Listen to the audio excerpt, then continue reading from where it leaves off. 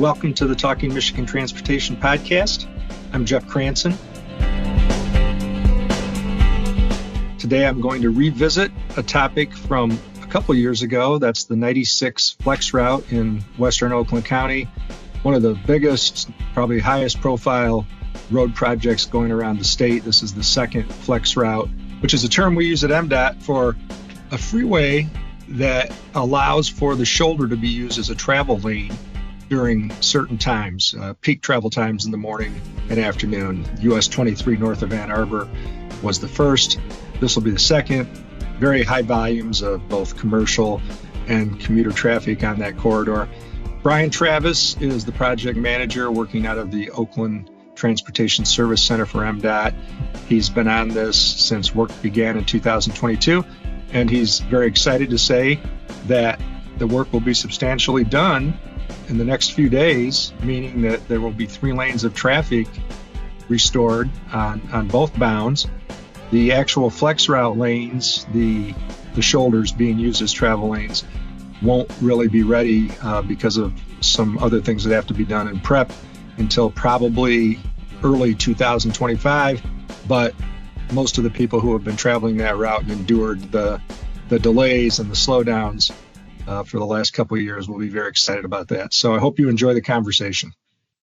So as promised, I'm with Brian Travis, who is the MDOT project manager for the Flex Route. That's the state's second Flex Route, so-called Flex Route, where the Federal Highway Administration allows in certain circumstances for the use of the shoulder as a travel lane during peak hours. As many of you know, US 23 north of Ann Arbor was the first, and the good news about that is there's a project in the works to extend that all the way to 96. So now you'll be able to go basically from M14 just north of the city of Ann Arbor all the way to 96 near Brighton. But Brian has been on before to talk about this project. It's very exciting. It's been a long time. It's certainly generated all kinds of grumbling and complaints. And very soon you're going to have 3 lanes restored in each direction, right, Brian? Yeah, we are. We are very excited. You know, it's been 3 seasons of construction out there. Started in 2022.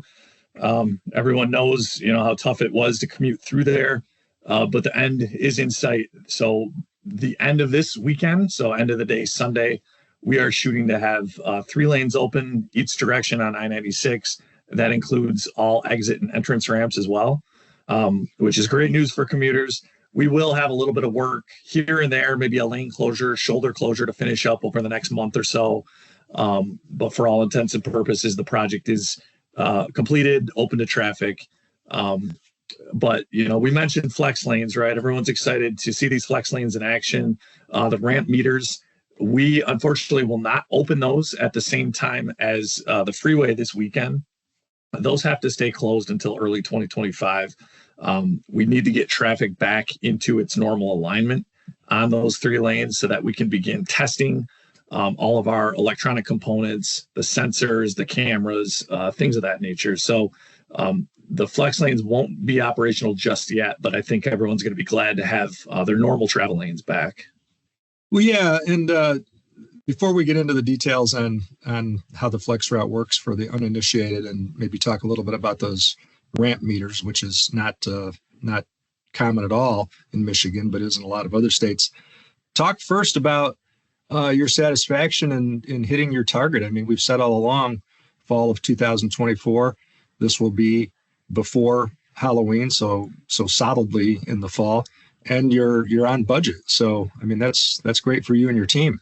It is. It's huge. I mean, these are gigantic projects. We typically, in the past, haven't tackled projects this large. And so to have everything fall into place on our scheduled time frame within budget, it's a testament to the contracting team and also our team internally at MDOT and our consultant partners. Everyone came together day in and day out, all 3 years. And I know that, maybe that sounds cliche, or people drive by and they don't see work happening. Trust me, there was something happening every day out there, whether it was in the field or behind the scenes. Very difficult to get this amount of work done, especially in Michigan with our unpredictable weather, our winters, and have everything come into place. So I'm very pleased with the progress and where we're at. Yeah, talk a little bit about that, because I hear it often, and you hear it more than I do, especially when you probably tell friends and family on a weekend, what you're working on, and they drive through there and they say exactly that. Hey, I drove through there the other day and there was nothing going on. How do you answer that without, pulling your hair out or being defensive? Yeah, and I understand it is extremely frustrating along a long corridor like that, and you might have a lane closed for work happening in one spot, and so you try to explain how we have to shift traffic around and how we have to do it safely, and that's really what it comes down to, is balancing moving traffic through the corridor, but also completing the work in a safe manner. And so to do the work, you have to shift traffic around. You have to close lanes. A good example is right now we're placing permanent pavement markings. Everyone think that that's a truck going out and quickly spray painting lines on the road. That's not the case. These markings are recessed into the pavement, so they have to go through. They have to grind the pavement. Then they have to place its tape. They have to place the tape down by hand.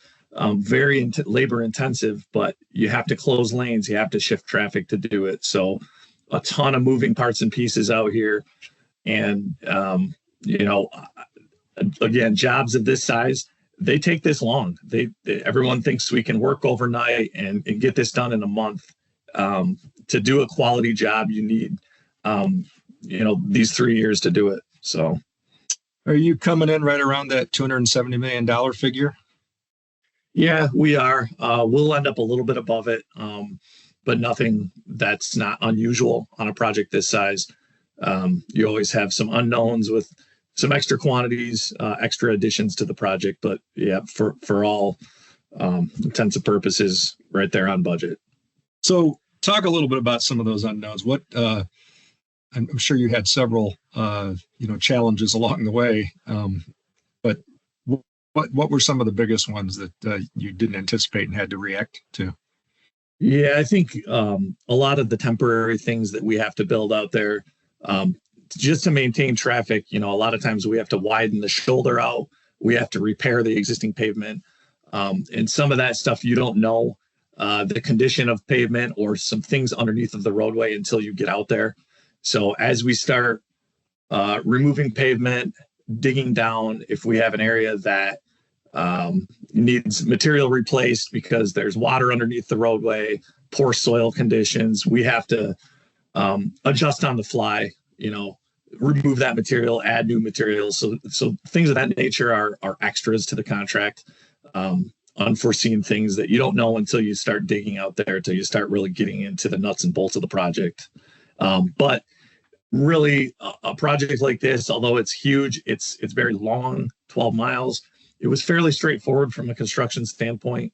So there weren't a whole lot of huge surprises for us, which is always a good thing, right? Not a whole lot of utility issues or things that slowed us down. So what we really need, it sounds like, is an MRI for pavement. We do. That'd be great. That would solve a lot of our issues. Yeah. Well, talk a little bit more about the details of why there has to be some time between really completing the project until when it can go online as a flex route and people can use the shoulders during those peak hours. Sure. Yeah. I mean, our focus has been to get the physical construction done out here, return traffic to their normal lanes. But because of all the electronic components, the sensors, the cameras, all the fiber or wiring, for lack of a better term, all of that has to be tested. And that has to be tested under live traffic conditions, which we really haven't had because we've had traffic shifted onto one side of the roadway. So you will see our contracting companies out in the electrical cabinets on the side of the road, splicing fiber, doing testing, testing all the systems in the cabinets. You might see signs being turned on and off, making sure everything works, everything is connected, and it's accurately reading the traffic that's on the roadway, because that's the whole point of the flex route, right? Is we can detect when traffic is heavy, we can open up that extra lane. And also with the ramp meters, we can turn ramp meters on and off when that traffic on the freeway is heavy. So it takes a while to get all that tested and make sure it's 100% ready to go. And that's why we'll have a couple month lag time between opening the freeway and the flex lanes. Well, we've found obviously that there was a learning curve for the US 23 flex route. There's definitely a learning curve for zipper merges that are being used more commonly around the state on various projects. And there's going to be a learning curve for ramp metering, right? How do you think that will go in terms of people adapting? Yeah, there will be. I think it will go well. And we have all the signals in place. They're at the end of the ramp. So people are starting to see the infrastructure there. It will be a bit of a learning curve. Typically, when you're on a freeway on ramp, you're accelerating to get into the freeway traffic. In this case, you're going to have to watch the signal, and most of the time, it's going to be flashing yellow. You can go right through, but it's again during the rush hours that traffic's a little bit heavier. That traffic will be metered. So I think it will be fairly self-explanatory once it gets into operation. And there's educational videos on our Driving Oakland website. In fact, we're working on creating some shorter clips of the ramp metering just so it's easier to digest. And with all of that education that we'll put out there, as well as people seeing those signals go up, I don't think it's going to be too big of a learning curve for people. And I think it will be a good thing for the corridor. Right. Nobody should be driving that doesn't understand the basics of a traffic signal. It's just that they'll see traffic signals in some non-traditional places, right? Yes. We'll be right back. Stay tuned. The Michigan Department of Transportation reminds you to slow down, follow all signs, and pay attention when driving through work zones, because all employees deserve a safe place to work. Work zone safety. We're all in this together. I guess I'm wondering, what else you think will people have to adjust to? You're going to have a lot of people saying right away, wait, I thought the whole idea here was to, add that extra lane for, when I'm commuting early in the morning or late in the day. I guess as part of that, explain again, and you have in the past, I think, why that can't be a travel lane all the time. Yeah, so we are, I'll say, for lack of a better term, stuck with our existing footprint of the roadway. So part of this project, we didn't expand the roadway, the width. That lane has always been there. It's just used as a shoulder in the median. To have it be a full-time travel lane, we would have had to expand our roadway laterally, make it wider. And to do that, we would have had to widen bridges, potentially buy right away. Very, cost prohibitive to do that because you need that to be an actual 12-foot lane with a proper shoulder. In this case, it's an 11-foot shoulder that can be used as a travel lane only, partially during those peak times of the day, because once you're in that lane, you're right up next to the median barrier wall. You have no shoulder. So it doesn't meet our federal design standards to have as a full-time lane. So it's really a creative way to utilize that extra pavement without incurring all that extra cost to widen the freeway, create another full-time lane, which really isn't needed most of the day.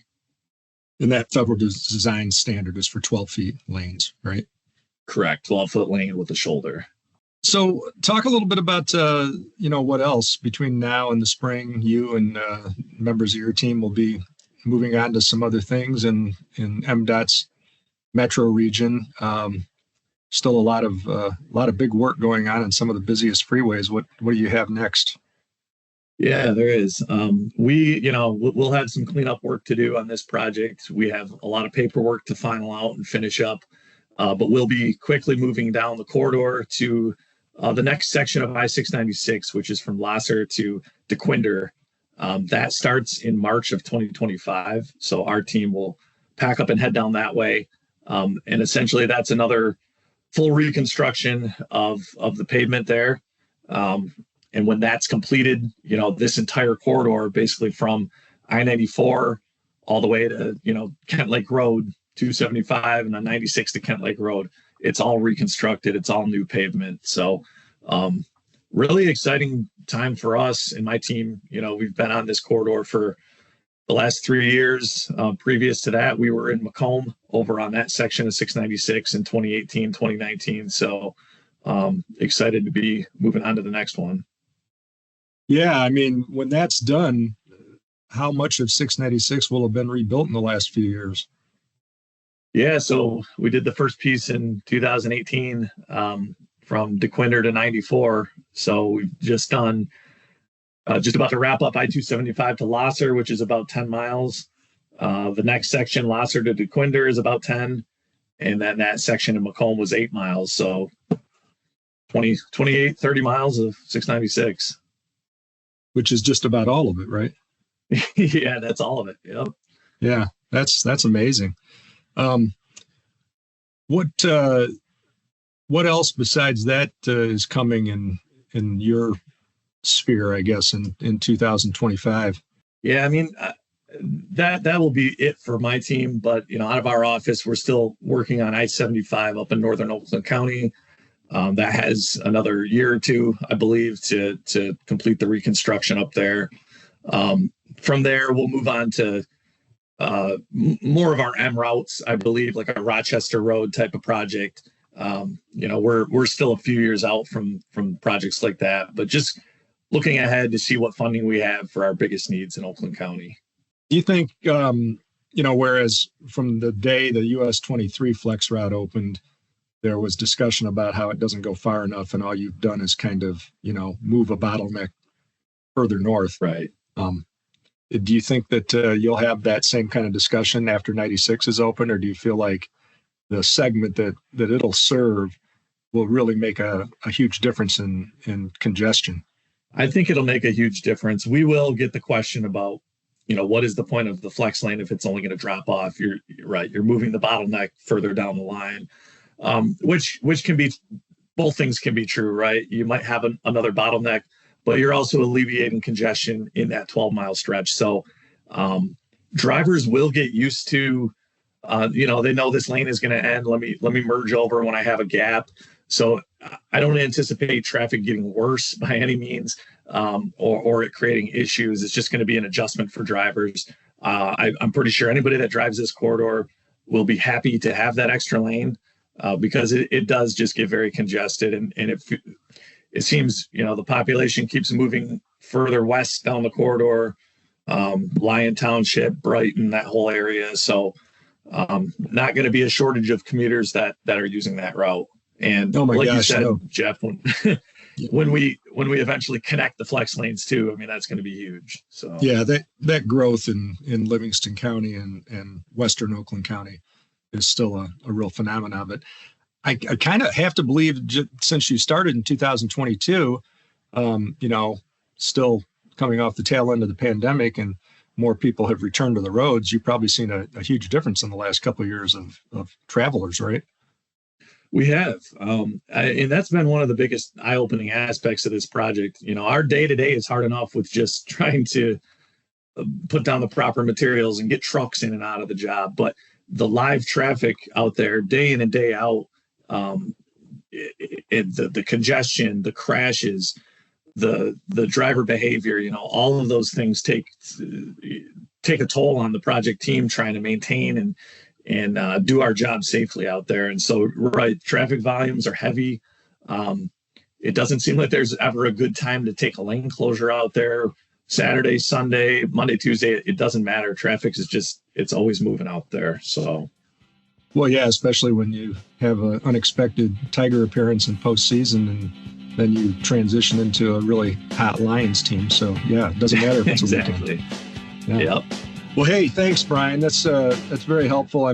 Congratulations to you and everybody you're working with on this. I know this is a huge milestone, and I know that we can't really celebrate it in its entirety until the spring, but just getting those lanes open is quite an accomplishment. Yeah, appreciate it, Jeff. Yeah, like I said, a lot of people have worked very, very hard on this project for the past 3 years, so we're all excited that it's going to be open to traffic here. So appreciate the time today. Sure thing. I'd like to thank you once more for tuning in to Talking Michigan Transportation. You can find show notes and more on Apple Podcasts or Buzzsprout.